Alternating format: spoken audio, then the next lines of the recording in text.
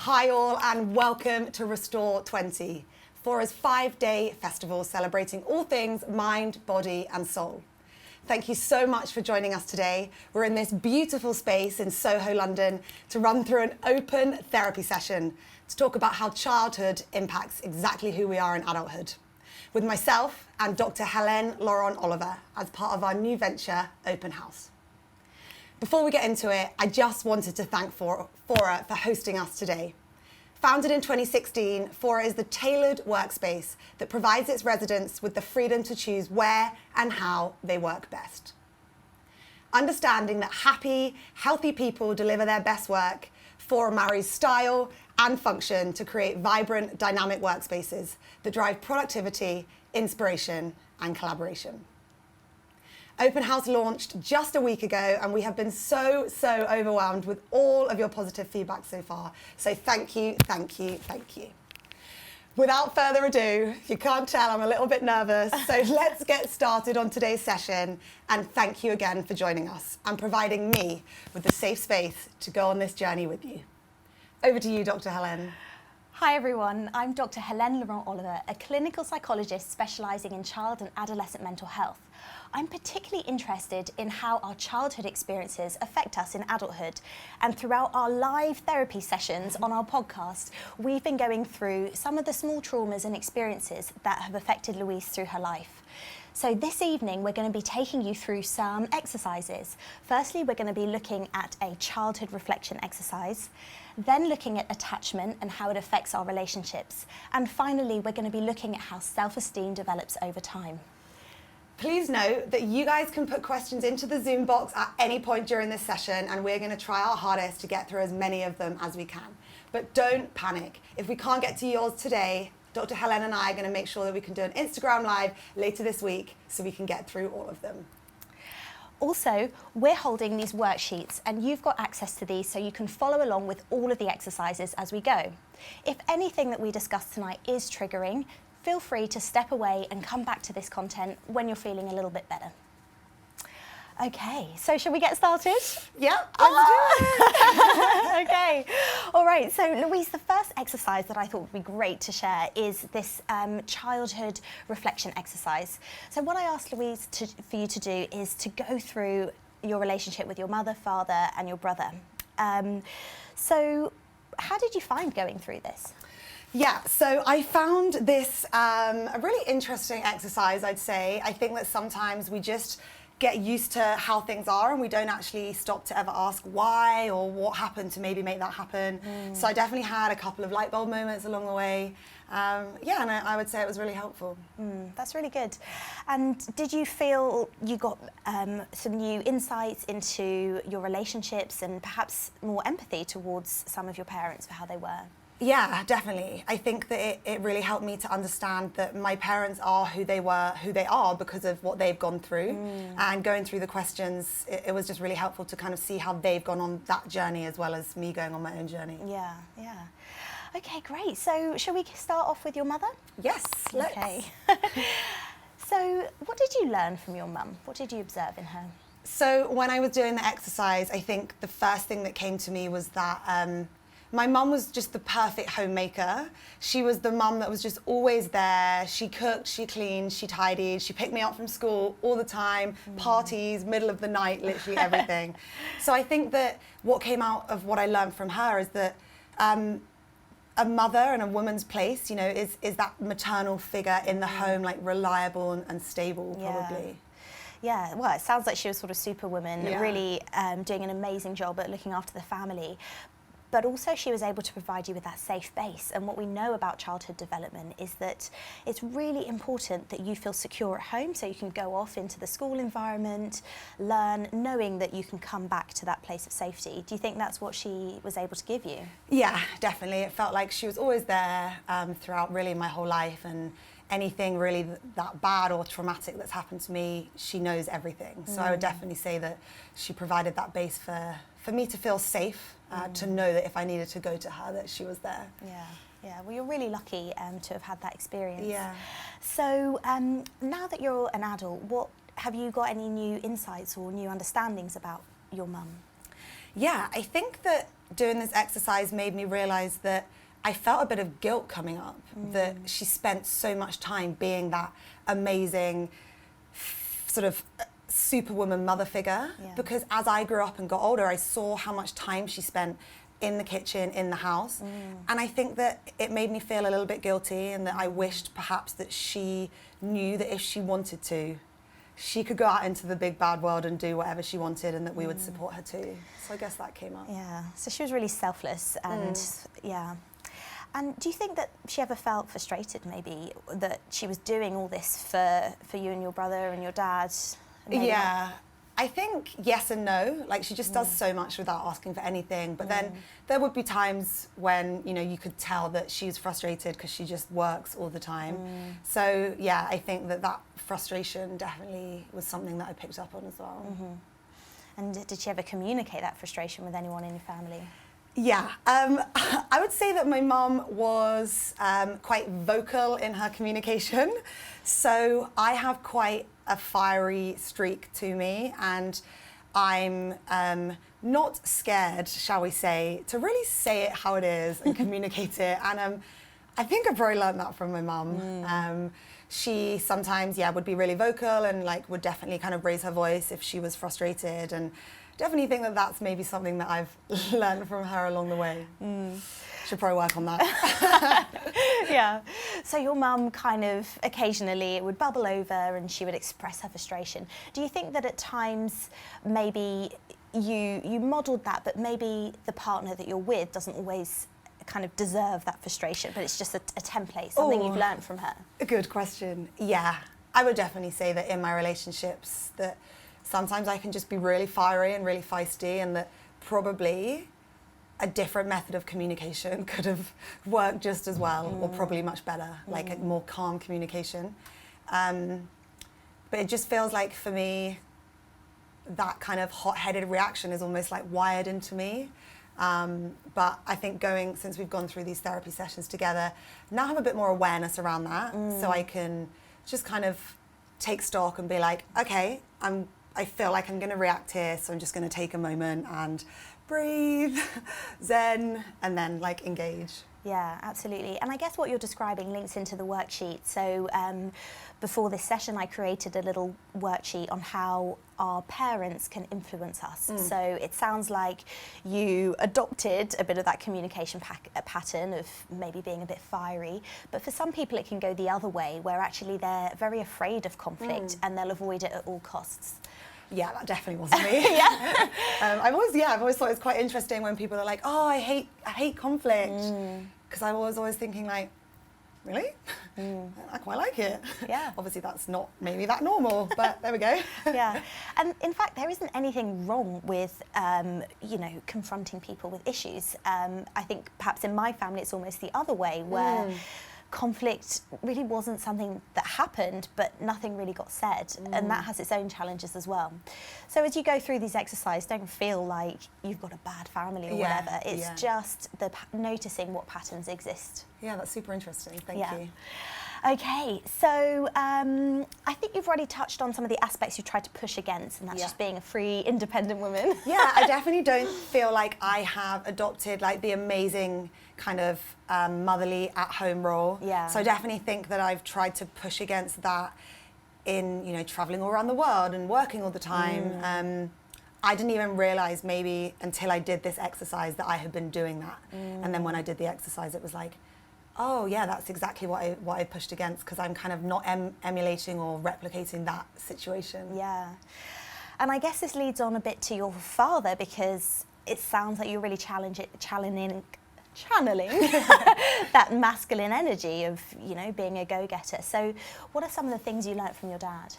Yeah, so my dad was the amazing sort of typical strong working father who was just worked so hard, did so well for himself, and really was very self-made, and just worked a lot, and was probably a little bit absent sometimes because of that, just because he worked a lot. And I would say that from him, the trait that I've kind of learned is like the graft and the hustle, and just go out there. Like, you've got to do it. If you want to make a life for yourself, you have to go and work for it. So I would say that that's definitely what I've learned from him. Yeah. And so I guess, as some people may know, that has come at a bit of a cost, I guess. Perhaps sometimes you've had to overcompensate and you work a little bit hard. Do you think that links in with a way that you've sought approval from your dad? Yeah, definitely. I think that my whole life I've had these tendencies to kind of go faster, go harder, be better. And it wasn't really until we started in therapy together that we started to deconstruct some of those things. And yeah, it became quite clear in those sessions and also in this session that I probably was, maybe because he was a little bit more emotionally absent, and also because he went through such a stressful child with his own father passing away kind of so young. I mean, it makes me really sad even talking about it. And then going to boarding school like so young as well. He was probably a little bit emotionally unavailable. So I think that the combination between like the work and that meant that I probably was, yes, seeking his approval, but I didn't even really realize it until I kind of started in therapy. I thought that that's just who I am, like go harder, be better. And then when we started to unpack it, it became a bit clearer. Yeah. And again, linking to that table, sometimes when people are a little bit avoidant or absent, we can try to work harder and try to get their attention, or go the other way and be a little bit more avoidant and just think, well, actually, I'm okay on my own. Do you relate to either or both of those kind of statements? Yeah, probably both. Yeah. I would say that probably in my childhood, I maybe sought more approval, always wanted to kind of do better at school, be in the best sports team, so he would come and watch me. But then I think in my later teenage years, he moved to South Africa. And I think at that point, I became a bit more avoidant, where it was almost like, well, we can't really have a relationship as easily now, so I'm almost just going to stop trying. I mean, I love him so dearly, but I mean, we didn't stop talking or anything, but I think at that point, I probably became, maybe like a bit more avoidant. Yeah, absolutely. And as the brain develops, we find kind of slightly more immature coping strategies. I think I've had quite a lot of them. Yeah. So our brain only fully matures at 25, and the prefrontal cortex, which is that perspective-taking bit, is the last to fully develop. So when we're younger, we have to try to find ways of overcoming problems. So when you were younger, you tried harder to get him to notice you, I guess, or at least you felt you needed to. Yeah. And then as you got older, you were like, nope, this is too difficult, and you withdrew. And that was like a coping mechanism that was adaptive at the time, but now you need to be really careful that those patterns don't carry on into other relationships. Yeah, that's super interesting. I wonder if now as an adult you're starting to get maybe a better understanding of why your dad finds it hard to perhaps connect with you or just be as open as your mum was. Yeah, and I think that has been just such a huge part of the journey that I've been going on since I started therapy. I've understood that what he went through as a child formed him, and he was born in a generation and went to a boarding school where, you know, it was very regimented and there was no emotion really involved in it. Yeah. And I think that now I'm able to treat him with so much compassion. I feel awful for what he went through. I would take it back from him if I could. Yeah. Whereas I think before I went to therapy and worked through it, I was probably a little bit resentful. And also obviously it really impacted my self-esteem, like I didn't feel good enough, but it was all subconscious, I think. I don't necessarily realize I was aware of it. But just now being aware of it, bringing it up in therapy, and then treating it with some more compassion. I just feel like we have got so much closer, and lockdown was, you know, beautiful for that. It was like, you're stuck together, so let's like work on this. And it was really, really nice.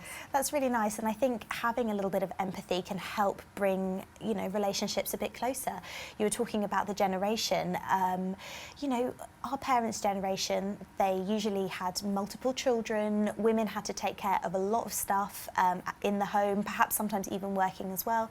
So they weren't always available to really model to their children how to, you know, be emotionally in tune. And of course, some people just naturally find it easy, but with others, they find those maladaptive coping strategies to be all right when they've got a sort of unavailable caregiver. Yeah, that's super interesting, and I feel like the second that everything starts to slot into place, you're just a bit more like, oh, that makes sense. That makes sense. So yeah, I found that awareness and compassion has been really helpful. And you can stop personalising it, stop thinking maybe it's about you, but it's just about the situation, so you can externalise the problem. Yeah, that's really helpful. Thank you. Yeah. Okay, so probably that's enough on your dad. He'll probably breathe a sigh of relief I'm that we're done with moving him. on. Yes. Okay. Actually, just One quickly, more? one more. Sorry, Dad. Sorry. Is there anything that you push against? Is there anything that you... Oh, yeah. So my father is quite just like traditional British man, worked incredibly hard. Yeah, and I would say that I became a lawyer. Yeah. Probably he's a lawyer, so probably some subconscious thing going on there. And then I would say that as I've got older, I have actually rebelled against being that really structured person. And I would say that I've become a bit more of a wild child and just like really embracing of my own creativity and like passion and fluidity in a way that is probably a bit different to like the situation that I grew up in. Yeah, and it's really important to notice what our parents are projecting on us, because as we're growing up, we just take it as normal. Like, oh, it's just normal to aspire to be a doctor or a lawyer. But actually, it might be our parents, the school or society projecting their ideals onto us. And it's not always great because, you know, our education system, for example, measures us on this very narrow criteria when actually our talents might be far wider than that. And so I think it's great to do this work, understand what is it that I truly want to do and what is somebody else's dream for me. Yeah, that's so interesting. I think that looking at where I am now, I'm in this kind of crazy creative space working with disruptive brands and bringing new ideas to life. And I think that looking back when I was at school, those kind of jobs like marketing, creative, they just weren't discussed. Like they just literally weren't discussed. And then, you know, with a father who went down quite a traditional career route that obviously thought that that was a safe, secure and stable thing to do. As a result of all of that, it just ended up me becoming a lawyer, which in hindsight, I don't regret it. It's brought me a lot of skills that I love to be able to bring to the table in real life. But yeah, that's super interesting to think a bit wider outside of other people around us. Yeah, and to notice your who's influencing you. Okay, so your dad really is off the hook now. Yeah. Sorry, We're going to move on to your brother, another reluctant. doesn't want to be on the side there. No. Sorry to you too. Sorry. Okay, so what did you admire in your brother? So I basically admired everything about my brother. I would say that I probably felt that he was the favourite sibling. He's younger than me and just always thought that, again, probably subconsciously. I don't remember ever like externalising it or vocalising it. So I kind of admired everything. I thought that things came quite easily for him. So yeah, everything, probably. Yeah, and I guess it's easy to understand sibling rivalry through a kind of evolutionary psychology lens. Oh, go on. Sorry, that was a bit of a tongue I like it. I like it. But basically, our main instinct is to survive. And so you as the oldest, all of a sudden, so you were the princess, you had sort of attention and love all directed at you. And then out of nowhere, you get your sibling. And now all of a sudden you have to share that. Now in survival terms or evolutionary terms, you would have had to share food and shelter and other things to actually keep you alive. So you would feel naturally envious of your brother. And so now it's just comes out in sibling rivalry, a tussle for the top. But in those early years, it would have really influenced how, like, what you chose to do.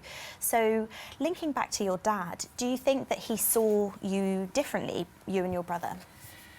I think that he connected very easily with my brother. I think that he's a man that went to an all-male boarding school, just loved sport, and then you've got a son who's incredible at sport, I think that connection was just super easy. And I think that I probably felt like it was maybe a little bit more difficult to connect with me because I was doing ballet and gymnastics, and they're just probably less boys' toys and sports and stuff like that.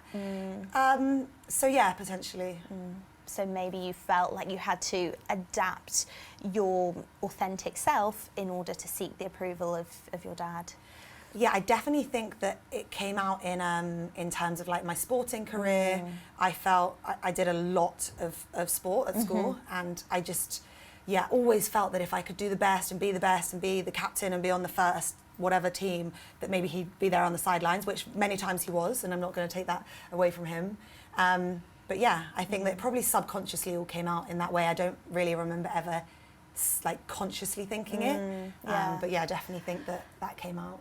Yeah, and it's actually really interesting to pick up on you saying I wasn't really consciously aware of it. That's really normal because, again, as the brain develops, we find ways of understanding and speaking about experiences. But as children, we can't do that very easily. And so the stories and the narratives around those childhood experiences are more like feelings or memories or images. And that might be why it's difficult for you to talk about them. That's super interesting. I find that sometimes when I do inner child work, I'll get memories or situations that will come back. So that's probably that. Why, yeah. Makes sense.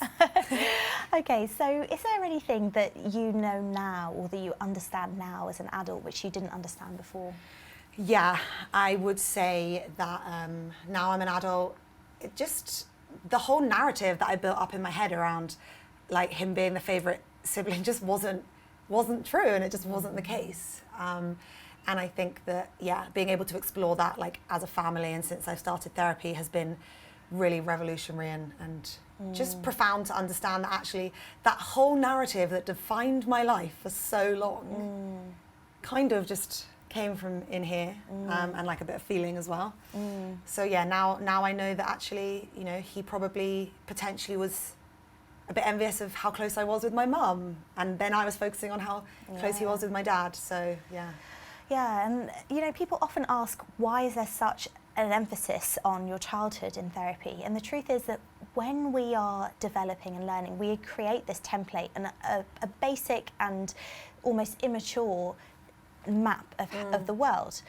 And then as we grow up, we don't always challenge that map and check out the details. We just take information and squidge it into that map so that it makes sense. And that's one of the beauties of therapy, actually, because, you know, perhaps you don't feel like you've got a major problem, but it's really good to analyse some of these assumptions and just check that they really are A, correct, and B, helpful. Yeah, I feel like us deconstructing everything together has been, really, really helpful. Yeah. Thank you. Okay, amazing.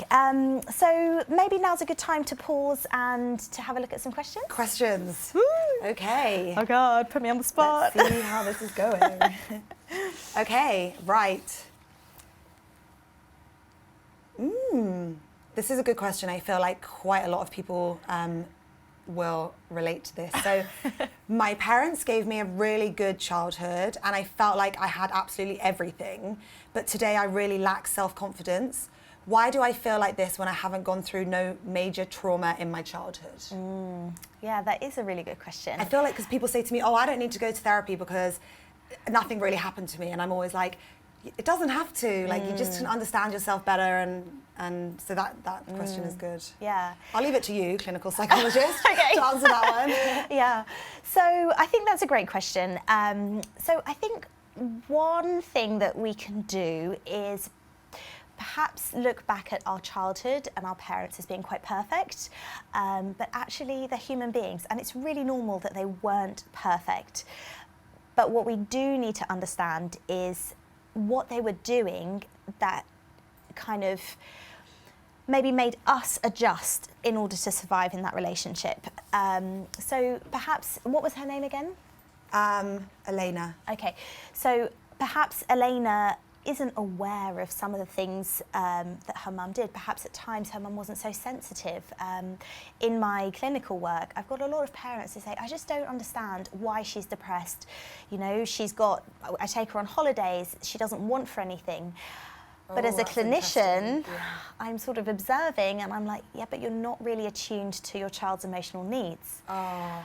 And as I've mentioned before, with the brain development, children cannot say, Mum, I feel disappointed that you sent me to boarding school. I felt really abandoned, blah, blah, blah, because they just don't have that capability. They don't have the perspective, they don't have the words. And so it's up to parents to be really proactive and suggest, okay, I'm noticing that you're a bit sad. Is that because you're missing us because you're at boarding school? And help the children kind of get the words around their experience. So it might be that on the surface, childhood was beautiful. Parents might have been together. She may not have wanted anything, but perhaps that emotional attunement might have been missing. Got it. Yeah. I feel like that happens to so many of my friends as well. They're like, I had a great childhood, everything's good, but I just drink so much, or like I take drugs, or I do too much exercise, and I just feel like, yeah, you've got some things that if you talk through them, I think other stuff will come up that you don't realise is kind of coming up. And as a side note, I really think it's about time we destigmatise therapy. Like, you do not have to have experienced a big trauma. You don't have to have experienced, sexual abuse or a life-threatening incident or anything. Small traumas that go through your life can affect you and hold you back. And so why wouldn't you want to be the best you can be? And it's something I'm really passionate about, is just releasing those shackles from your past, or releasing those unhelpful thoughts, so you can go forwards and be the best version of yourself. Yeah, preach it, sister. I feel exactly the same, which is why I'm sat here with you. I feel like I always used to think that therapy was for times of crisis.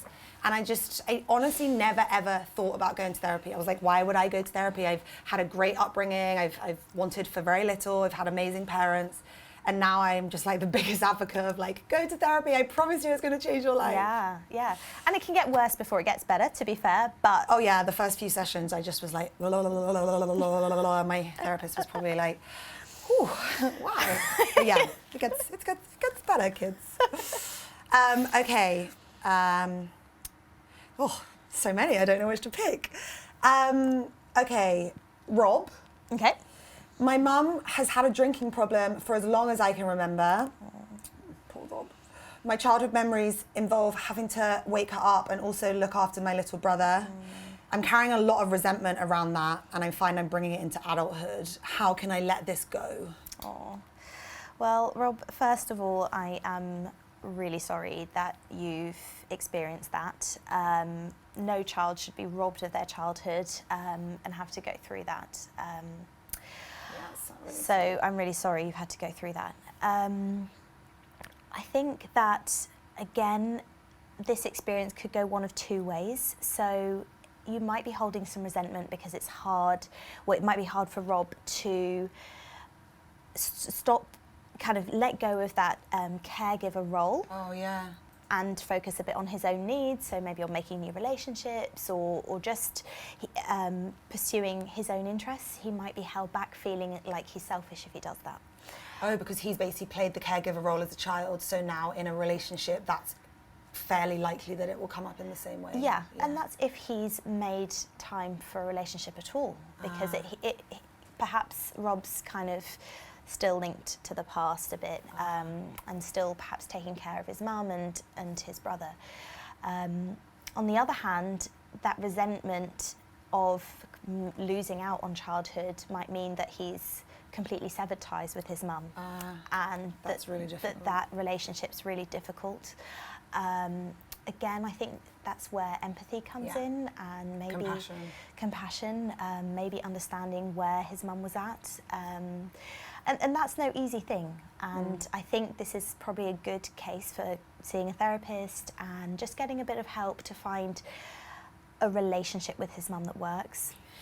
Yeah, I find that something that I learned in therapy was that parents are often just doing the best with what they had at the time. And obviously that's so difficult when, someone says, well, my parents did this or this and it was awful, and it's, it's almost like you can't excuse them from what they've done. But sometimes just understanding that, people fight their own battles and their own demons is maybe like a starting point. Yeah, absolutely. And holding resentment or a grudge, I mean, clearly I understand why there'd be a lot of resentment, but holding that can actually hold you back as Yeah, well. So Definitely. carrying that negative energy and that anger can just be really unhealthy. So, yeah. We've got so many questions. Oh, already? But I Oh, feel gosh. like maybe just in terms of time, we can keep going. Either come back to some at the end, and we'll touch on them later this week in the Instagram Live as well, so people feel like we can get back to them all. Okay, sounds good. All right, so Back to the stressful stuff, me talking. Yes, yes. So we're going to move on now to attachment. So attachment is something that's formed in early childhood. So John Bowlby was one of the first to really talk about it. So in evolutionary terms, babies are preset to attach to their primary caregivers. So this is a survival mechanism, because if you seek proximity with your caregiver, you're more likely to stay safe. Oh, they basically keep you alive in the tribal times. Yes. In a cave. Yes. Basically. Yeah, but it's something that's innate in us. But for lots of different reasons, perhaps parental depression or some sort of trauma or whatever, attachment can become a bit disrupted. And so that yields one of 4 attachment patterns. Yeah. So we've actually linked these in your worksheets. Don't know if anyone has been able to do it yet, but we linked both a short form one, which will basically give you a small overview as to kind of your predominant attachment style. And I think that's something Dr. Helene has taught me, is that sometimes you can also be a mixture of some of them. So just to be aware that, you know, there might be a couple of other things at play. And then the longer questionnaire, which if you guys have the time to sit down and go through it, it's really amazing, and it will break down your attachment style by, well, we're going to go through it now so you can see, but hopefully you guys can do that at some point if you haven't already. Yeah, great, awesome. So just a quick overview of those 4 attachment styles. So the first one is secure. So that's where you're comfortable with intimacy, you're able to express your feelings and be emotionally vulnerable, and you're also able to kind of set really reasonable boundaries. The next is being anxious. So that's where you really crave intimacy and closeness, and you feel, you know, really worried and unstable if you don't get it. You're also likely to kind of seek lots of reassurance. With avoidant attachment styles, you're uncomfortable with the closeness and proximity of others. You're perhaps always seeking something else or another relationship. You are okay when it comes to sort of casual relations, but harder when it comes to sort of real intimacy based on love. Yeah. And then disorganised is much rarer, so it's only seen in about 5% of the population, and it's kind of a combination of anxious and avoidant. So it's where you feel uncomfortable with intimacy and worried about your partner's commitment to love. Yes. So you completed... Go through mine. Yes. So you completed the long form, Yeah. which looked at how you are in relationship with different people. So your parents, your friends, and your romantic partners. Yeah.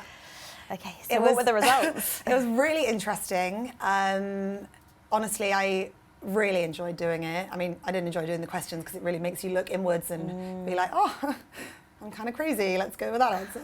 Anyway, Not crazy. So my mother, I got a secure attachment style. My father, I got an avoidant attachment style.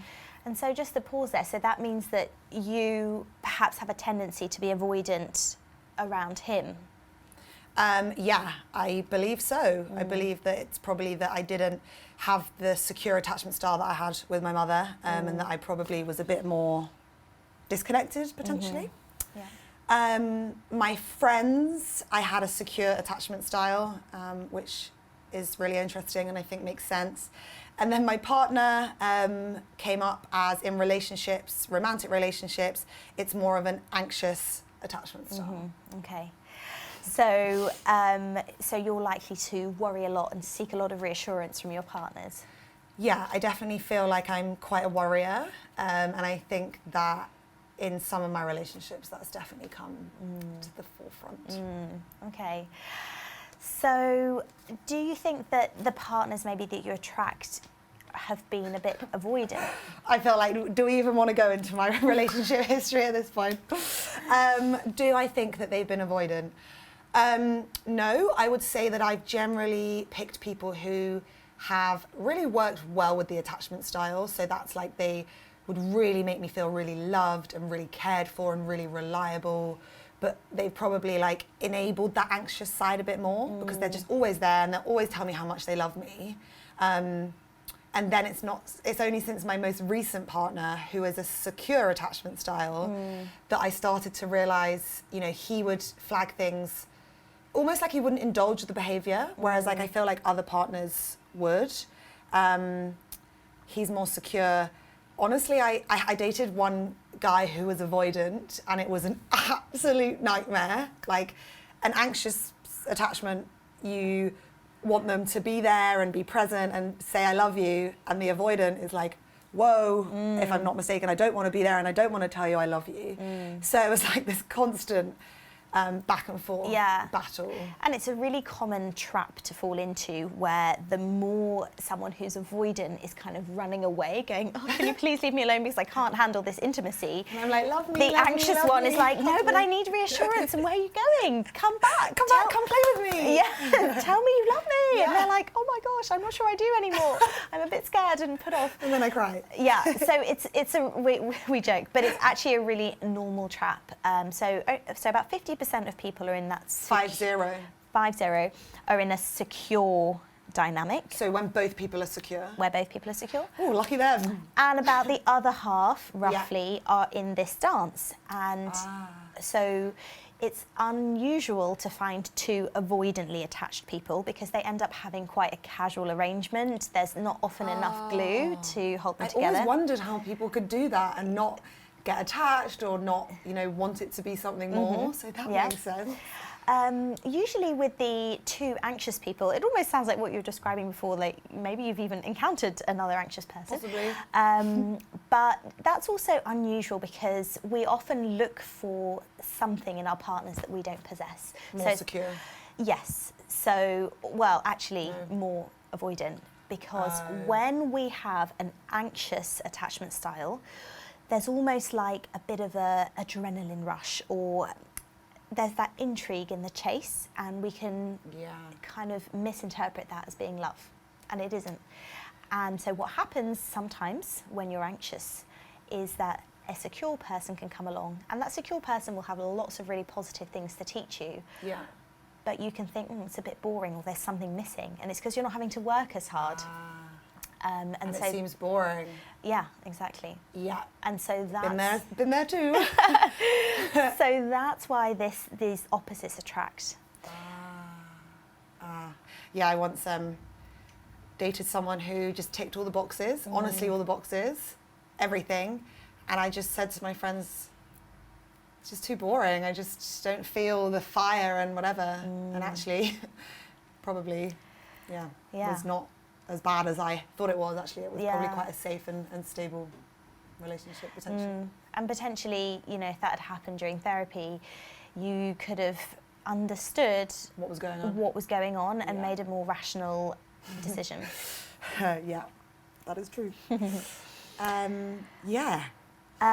Okay, so with regards to kind of what you're looking for in relationships, do you feel like now you're both heading towards, what is your relationship status? So I would say that the person that I'm with at the moment is secure, and I am probably more anxious, so that I think a lot of stuff has come to the surface that's just helped me be a bit more kind of like rational and like communicate things and just be a bit more calm. And I've also started to work on the fact that I don't maybe need that reassurance constantly. So I guess my question for you is that, if you are a type of attachment style, can that change, or are you kind of stuck with it forever? Yeah, so it's kind of both. So in a way, you're always going to be predisposed to that attachment style. But for sure, there are things that you can do.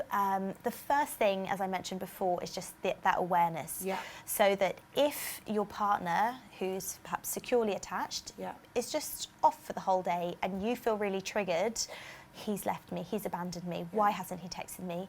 You can check in with yourself and say, actually, this is my attachment style, this is my default fear, and I don't need to worry about my partner. he's going to come back. Yeah. So that awareness is the first step. And then there are also some really practical communication skills.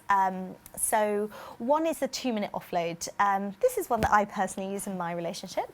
So am I allowed to ask you what attachment style you are? Yeah. I think everyone always thinks that the therapist is perfect, don't they? And they're like, oh, therapists, they've worked through everything, like they have no issues.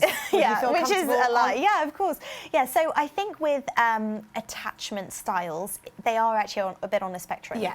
So on questionnaires, I do often come up as secure, but I know that in my relationship dynamic, I'm more anxious and my husband's more avoidant. Interesting. So, but it's good to see that you can get married in an anxious avoidant trap. Yeah. Like, it just has to require some awareness and some work. Exactly. And so we've done some work as a couple, and I've done some work on myself to understand how to not fall victim to my anxiety, basically. Oh, I love that. Yeah. Thank you for sharing. I appreciate it. No, that's fine. So the 2-minute offload, this doesn't strictly link to attachment, but as perhaps a slightly more anxious person, I certainly bombard my husband with all of my worries and everything. Yeah. And because he's a little bit avoidant, sometimes he feels a bit burdened by all of them. Equally, if there's something going on with my husband, he's probably not likely to tell me what it is, and he'll just go off and play golf. And so I might think... My dad loves golf as well. So I might misinterpret, oh, he's mad at me. But actually, no, he just is stressed at work or whatever. So this is where the 2-minute offload comes in. It's a really good idea to just get into the practice of checking with your partner for 2 minutes and being specific about what it is that's on your mind. Yeah. So that if you're a little bit anxious, you get kind of that containment, but it's also... I'm just laughing. I'm like, yeah, 2 minutes sounds good. Yeah. Like, I don't think I normally stick to 2 minutes when I'm allowed to say what I think. And you can be really strict with it as well and time it so that it really does stay to 2 minutes. Yeah, I think I need a clock. Yeah. But I think it works, again, really good for usually the man in the relationship, not always, to check in, get used to checking in with their partner. And like get used to talking, even if it's just for 2 minutes. Yeah, and being a bit more emotionally vulnerable, because when you're avoidant, you're not comfortable being emotionally vulnerable. And so it's a really good little way into communicating with your partner how you're feeling. I love that. And maybe, you could also bring it into... I don't know, can you take it into family environments, like to try and like keep things, like say to your mum, does it work, do you think, going across spectrum, or is it more in just romantic relationships? Absolutely, it can work in all relationships. Okay. And just being really specific, I think we all have a bit of a tendency to bottle things up, and then when it comes out, it's everything, and it's something from 2 years ago, and it's something they've not even done before. From 1999. Yeah, that you're still holding on to. I'm still holding on to it. Yeah, my husband does love how I bring up like 5-year-old anecdotes. Yeah, you messaged that girl when we'd only been dating for 1 month, 17 years ago, and I haven't forgotten it. You bastard. Just joking. Don't bring that stuff up. Yeah. Okay. So if after you get really comfortable with the 2-minute offload, that's when you can start moving on and talking about I statements. So in relationships, it's really common. So let's say you're anxiously attached, to say, "You never text me. I'm the only one in this relationship who does anything. Who cares? You don't care about me," and make it all about the person. And then what does the person do? They say, "Yes, I do. I made you breakfast." Da, da, da. And then you get into this whole big row. But actually, what you want to communicate is how you're feeling. Yeah. So we actually went through this a little bit before. We did. And we thought it might be fun to do a little role play with you. So do you have any real life examples of... Oh, well, you didn't tell me we were going to do a real life example. Okay, let's pick a non-stressful one. So, when my partner goes to work, probably because he's a secure attachment style, he will put his phone down, because he works in a profession where he can't really use his phone. And sometimes we'll just be like, okay, like, speak to you later, puts the phone away. And then I'm always like, well, when's later? Like, when are you going to message me? And like, are you not thinking of me? Because I'm thinking of you, and this just happened to me, and I want to tell you, but like... And he would probably freak out hearing you talk like that. He's an angel, to be fair. Okay. So he doesn't, but I feel like most men probably would. Okay, yeah.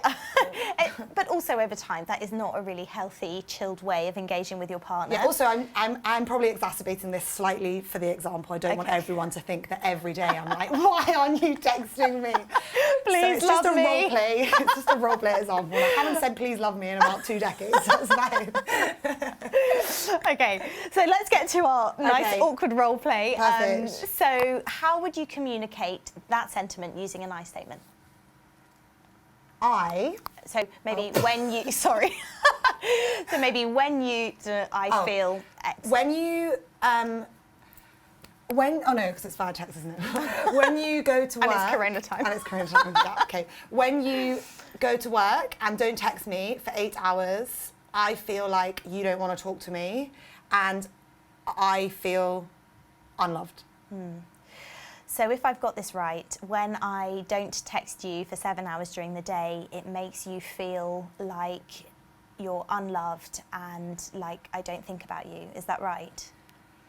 Yes. Okay. And is there anything else? And I don't think it's difficult to just text me once in 8 hours. So I think that sometimes it's just also a bit rude. Okay, so just a pause there. That would be veering away a little bit from the I statement. Oh, sorry. So it could be, I don't think it's difficult, and I feel offended, or, because remember you're talking about how you feel. Oh, okay. I don't think it's difficult to perhaps drop me a message at lunch during the day, and it sometimes upsets me that you don't think about doing that. Yeah, okay. So if I've got this right, you don't think it would be difficult for me to text you at lunchtime, and you feel that, sorry, I forgot the last bit. That's all right, I can't remember either. Something to do. Just text me, it's Yeah. not difficult. Yeah, and so it makes you feel kind of forgotten about. Yeah. Okay. So it's basically you say that this is how I feel, then your partner repeats that back just to clarify that they understand. Yes. Then you're given the forum, And then you can check if there's anything check if else. there's anything else, then they repeat it. Yeah. Yeah. And then from there, I've got a nice perspective of the problem. Okay, Louise, I think that it's reasonable for me to text you at lunchtime, and I'm going to make an effort to do that because I think it will make you happy. Oh. And then you just get on and it's all sorted. And then it's all sorted. That sounds quite, good, digestible, bite-sized piece of advice. Yeah, so sorry for that slightly shaky role play. We didn't practice that one. But basically, yeah, it's just about communicating how you feel, because the other person can't argue with how you feel. And they also can't read your mind.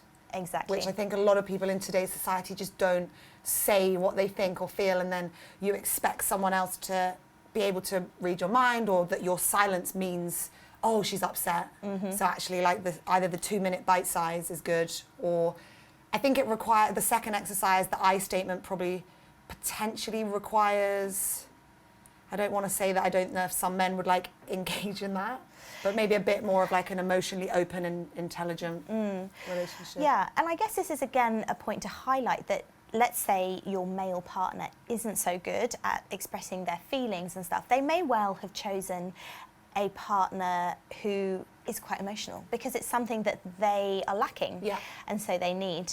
Okay. Got it. That makes sense. I think that for me, I'll start with the 2-minute offload, because Yeah. I think that that's just such an easy way to just succinctly communicate what's going on. Yeah, perfect. And you can model to your partner how to do it. I will definitely do that. Yeah. Okay, should we see if we've got some more questions? Yeah, let's have a look. Okay, right. Oh, We've got tons of questions. yeah, we've got some good ones. And also, just while you're looking that up, Louise,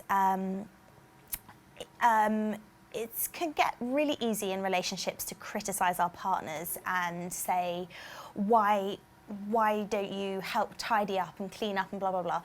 But actually, research shows that you need to say, for every negative thing you say, you need to say 10 positive things, because criticism can be really toxic in a relationship. Ooh, that's interesting. So show your gratitude, show your love, compliment your partner. Okay, I've got 2 here that I think are really relevant to what we've just spoken about. There's Okay. also lots more that are just generally about people's situations. So again, we can Okay. come back to them At the either end. later or another time. Okay, yep. So actually, one of them is something that we've already gone over, so maybe this one's less relevant, but I know that I should be with someone nice and stable, but every time I meet someone like this, I just feel so bored. It never works out. My parents had quite a volatile relationship, so do you think that this is to do with that? Yeah, definitely. So again, this whole episode this evening is about how what we see and understand as children can be really impactful in our later life. So there can be some comfort in the familiarity of What we've learned. So that there needs to be conflict or struggle. Some relationships really depend on that conflict and then making up. And actually, without it, the relationship might not really feel alive. And again, this is where you need to do your own work and understand how you relate to other people.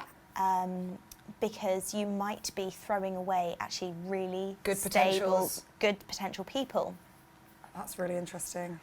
I just feel like understanding these things, like understanding your attachment style, understanding kind of how your childhood shaped you, is just so critical to developing these two-way relationships that are kind of nourishing and nurturing. And I feel like if we could get everyone to do their attachment style questionnaire and understand that a bit better, the world would probably be, or the dating world at least, would definitely be a bit less stressful and a bit more like open and honest communication. And you get more fulfillment and more happiness from the relationships that you're in. Yeah. This one I love because I think it might tie into love languages, but again, you're all the dark, so we're going to let you take this one. But it says, I really, really struggle to connect with my long-term partner. He consistently says he loves me, and I know deep down that he does, but I just never really feel it. Does this mean that he is avoidant? Yeah. Okay, so it might mean that he's avoidant. It might be that you're always the one who's suggesting to do things, who's being emotionally available, and he's running away. But as you rightly mentioned, it could be linked to those love language. So as some of you might know, there are 5 love languages. There's acts of kindness, physical touch, words. Acts of kindness, physical touch, words of affirmation, quality time, and gifts. Gifts, yes. And so it's really good to understand what your love language is and understand what your partner's is, so that you can notice when they are actually showing you love. Again, using my own experience, I love quality time, and my husband, who's slightly avoidant, prefers not to have quality. Well, he likes to have quality time on his own. Yeah. So his love language is actually acts of kindness. And what kind of things does he do? Well, it might be looking after our daughter, which I think, okay, that's not really an act of kindness to me. But in his mind, he's like, I'm looking after my daughter so that you can have a lie-in because I care about you and I love you. And so it's just about stopping to notice and understand the small things, what they're trying to express to you. So I love that. Yeah. I think that mine are words of affirmation, which probably makes sense maybe with the more like anxious attachment style, because I just really like it when people say like, I love you and I really care about you. And also physical touch, like I'm super affectionate and I want to cuddle and like, I want you just to put your hand on me and like give me a stroke.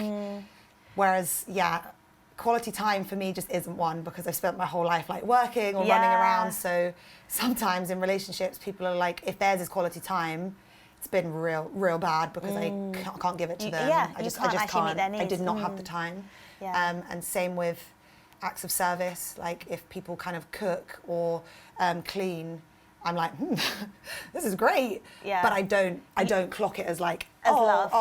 I love him. That's like so kind. Yeah. And also just going back to physical touch, some people don't respond as well to it, but for some people it's really important for regulating their nervous system, for releasing all those nice hormones like oxytocin, and for just kind of grounding and centering. Because after all, we are apes, and so evolutionary we came from kind of grooming behaviours and touch. So for some people it's really important, and if you are a bit hesitant about it, perhaps understanding why you're hesitant, because you might benefit actually from that physical touch. Yeah, I don't think I could be with a partner who was like, no, please don't touch me or cuddle me, because it's such an inherent, like innate part of me. Yeah. That's really interesting. Yeah. Okay. Okay. Again, let's keep moving. Let's keep moving. We But don't have very long questions. Okay. Let's do them. Yeah. So we're going to try and keep this quite succinct, thinking a bit about your self-esteem and how it's developed over time. Yeah. So I set Louise the oil rig exercise, where you examined your early childhood and how your self-esteem formed earlier on. Yeah. And we're going to think about how it's evolved now. Yeah, and I think that for everyone at home, this exercise for me was really, really profound, because I felt like with the journey that I've gone on over the last year or so, the oil rig, kind of the beginning, looking at your childhood, and then the oil rig for your adulthood, the difference that came up between them almost like showed me how far I've come and how much I have changed as a person. So if you guys are able to do this one at home, I think that it can be really, really amazing just to either see how you've developed over time or where you want to go over the next few years. So what are some of those key things that you would pin your self-esteem on when you were younger? Right, so I feel like when I was younger, again, going to quite a pushy school, there was a lot of really attractive, very intelligent, it was an all-girls school, you know, quite pushy.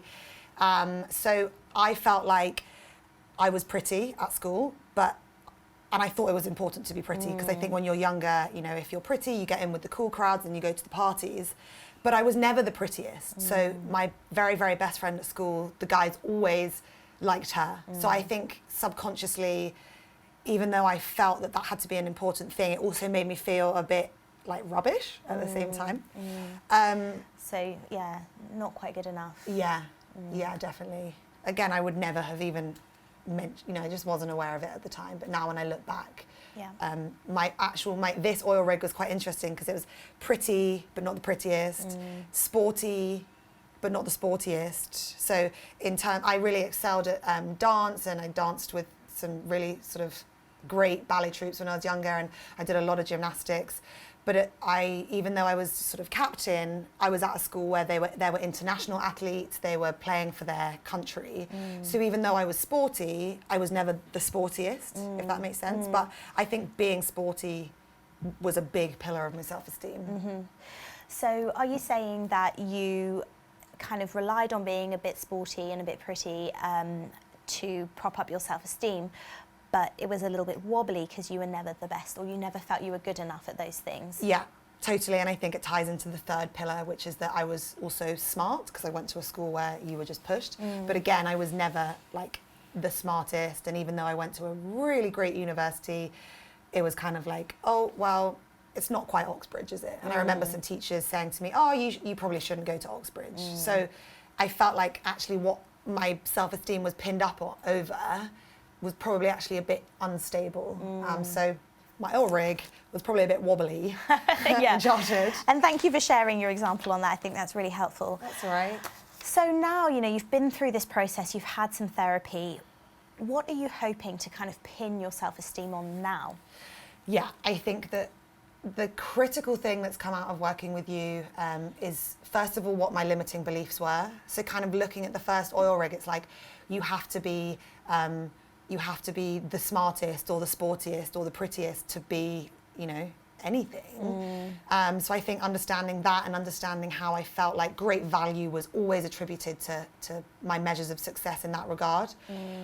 Whereas over time and since understanding my family dynamic and everything, I feel like those pillars of self-esteem there have been more added in, which I know that we've discussed makes the base more stable, because if one of them falls away, the oil rigs still got that balance. And also I think they've gone from being these external metrics, so what other people were probably thinking of me, to internal ones. And I think that that's probably just been part of this whole journey that I've been on. So I've written here, for example, now the things that I feel like I derive my self-esteem from, or the things that I want to, are being a really reliable, kind and compassionate friend, helping others, knowing that who I am is enough, like just as I am, and I don't need to be thinner or be prettier or whatever.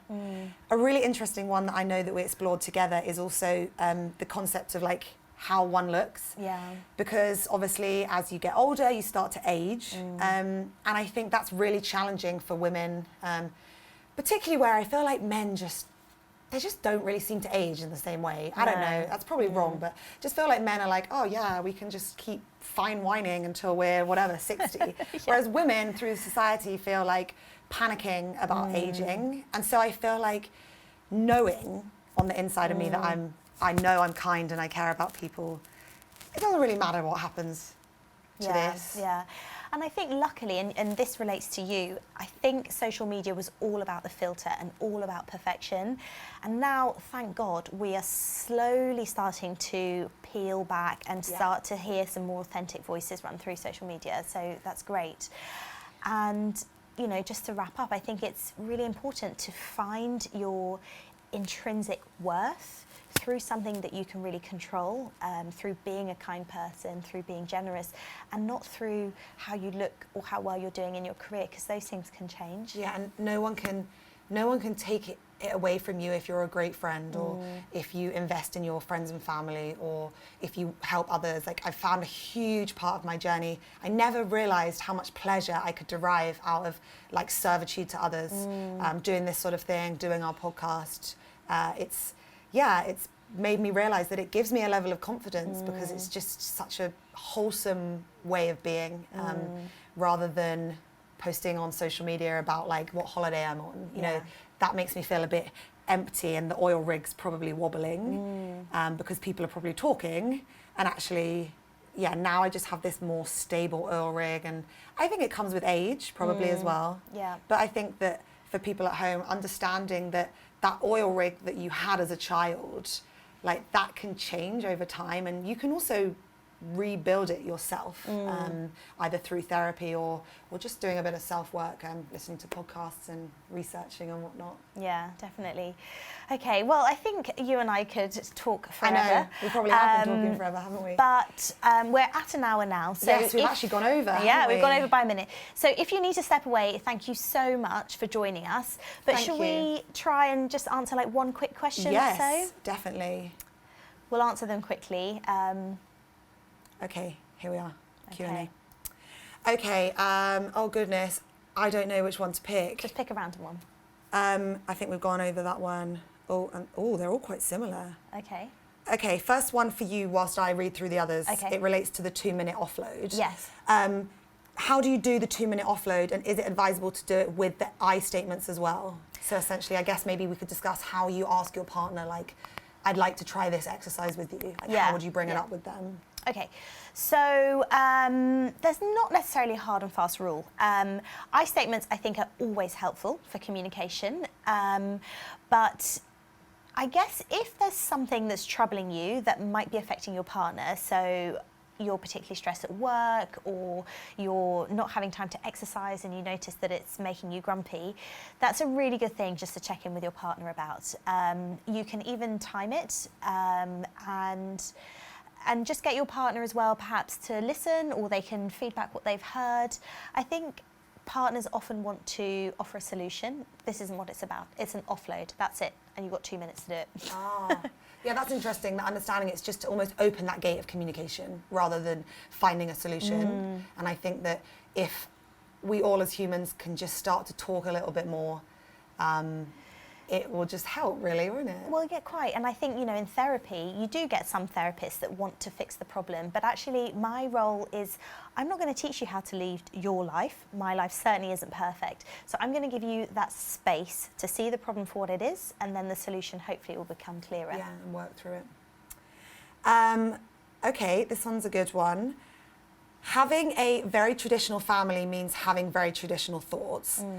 How might this influence me when trying to come out, knowing how they think right now? And what advice would you give for someone who is hiding so deep, hiding something so deep? Yeah, wow. I don't know if you need a bit of time to prep that one, if it's a bit...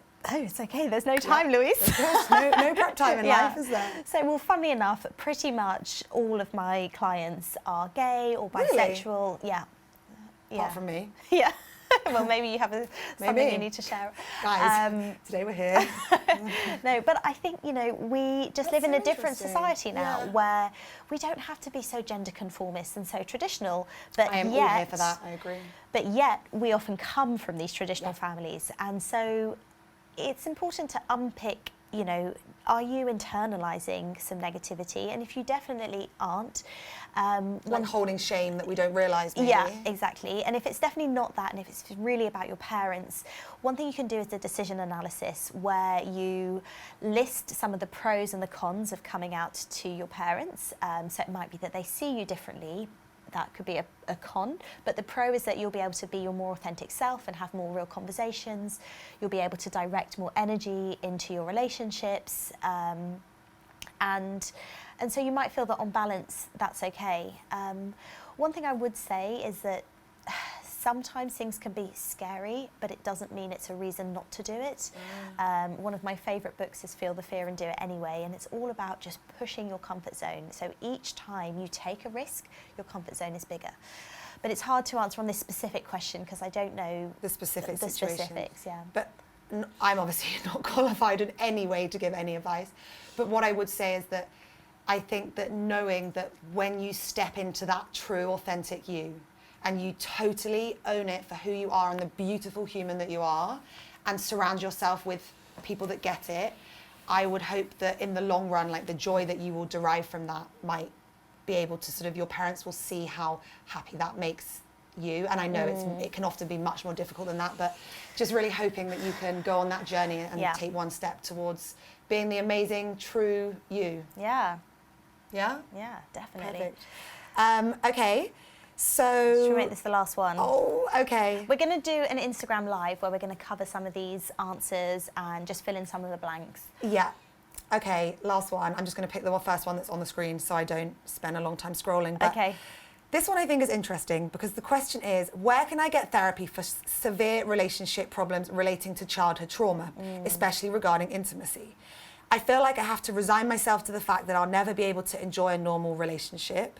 And before I hand this over to you, I just want to say to everyone watching that this is something that we get asked so much is, how should I start my therapy journey? I don't know where to start. I don't know who to go to. What kind of therapist do I need? And that's something that's a real priority for us, isn't it, to work on together. So in the coming weeks, we will be working on some content to help guide you to kind of start your therapy journey. Yeah, absolutely.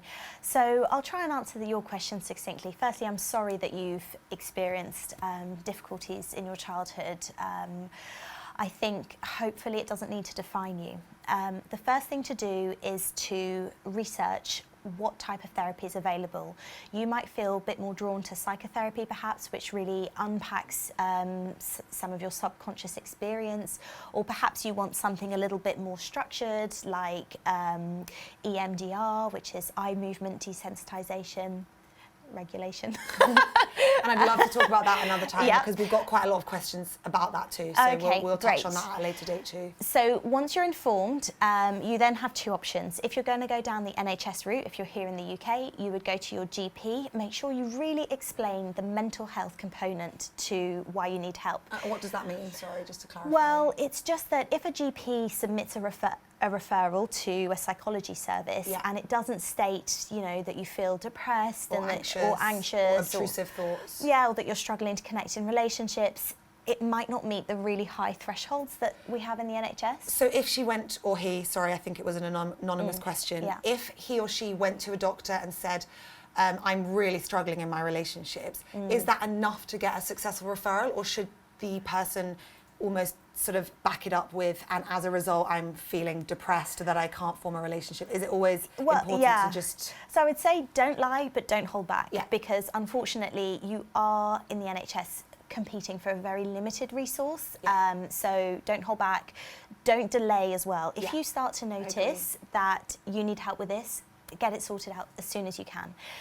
If you're in a position to be able to pay either for a low-cost or private therapist, then you can look on the counselling directory or the British Psychological website, and always check on the HCPC website to check that your therapist is legitimate.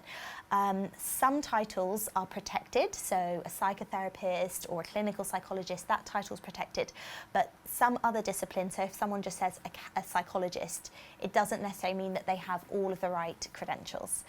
And maybe we could touch on that as well in another piece of content, the difference between the different types of doctors, just because people, I think, often ask me, you know, what's the difference between a clinical psychologist or a psychotherapist? Yeah. And I'm always like, I'll ask Dr. Helene. Yeah.